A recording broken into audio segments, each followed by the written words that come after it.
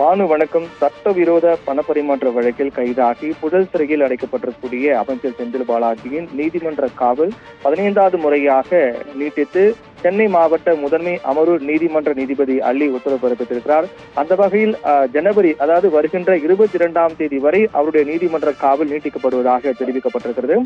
கடந்த 2023, அதாவது கடந்த ஆண்டு ஜூன் 14ஆம் தேதி அமலாக்கத்துறையால் செந்தில் பாலாஜி கைது செய்யப்பட்டார். அப்போது முதலே அவர் பல நாட்கள் தனியார் மருத்துவமனையிலும் அதே போன்று சிறை வளாகத்தில் உள்ள மருத்துவமனையில் அனுமதிக்கப்பட்டு சிகிச்சை பெற்று வந்த நிலையில் அவர் தற்போது புழல் சிறையில் அடைக்கப்பட்டு வருகின்றார். கடந்த பல மாதங்களுக்கு முன்பாக அமலாக்கத்துறையால் 3000 பக்கம், அதாவது கடந்த ஆகஸ்ட் மாதம் 3000 பக்கம் கொண்ட அந்த குற்ற ஆவணங்களை முதன்மை மாவட்ட அமர்வு நீதிமன்றத்தில் தாக்கல் செய்தார்கள். அதைத் தொடர்ந்து செந்தில் பாலாஜி ஜாமீன் கோரி தொடர்ந்து அவர் முயற்சி மேற்கொண்டு வருகிறார்.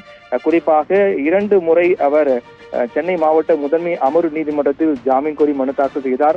அதற்கு பிறகு உயர்நீதிமன்றம் சென்றார், அதற்கு பிறகு உச்சநீதிமன்றம் சென்றார். இப்படியாக ஒவ்வொரு நிலையிலும் கடந்தும் அவருக்கு தற்போது வரையில் ஜாமீன் வழங்கப்படவில்லை. கடைசியாக உச்சநீதிமன்றம் வழங்கிய தீர்ப்பின் அடிப்படையிலே மீண்டும் அவர் 3வது முறையாக சென்னை மாவட்ட முதன்மை அமர்வு நீதிமன்றத்தில் ஜாமீன் கோரி மனு தாக்கல் செய்திருக்கிறார். அந்த மனுவில் அமலாக்கத்துறை தரப்பிலும் பதில் மனு தாக்கல் செய்யப்பட்டது.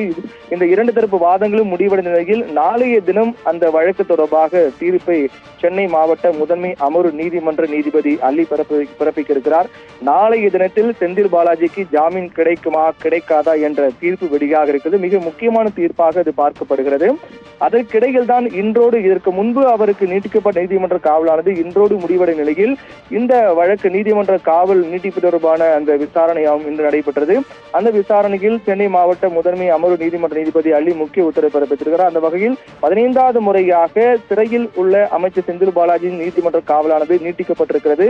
15வது முறையாக நீட்டிக்கப்பட்டுள்ள அந்த நீதிமன்ற காவலானது 22ஆம் தேதி வரை, வருகின்ற 22ஆம் தேதி வரை செந்தில் பாலாஜியின் நீதிமன்ற காவல் நீட்டிக்கப்பட்டுள்ளது.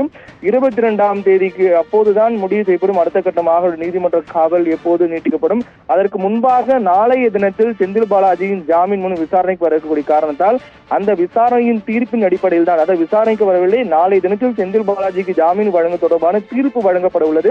தொடர்ந்து விசாரணைகள்லாம் முடிவடைந்து அமலாக்கத்துறை தரப்பு அதே போன்று செந்தில் பாலாஜி தரப்பு என 2 தரப்பும் தங்கள் வாதங்கள் முன்வைத்த நிலையில் நாளைய தினம் செந்தில் பாலாஜிக்கு ஜாமீன் வழங்க தொடர்பான தீர்ப்பு வழங்கப்பட்டிருக்கிறது.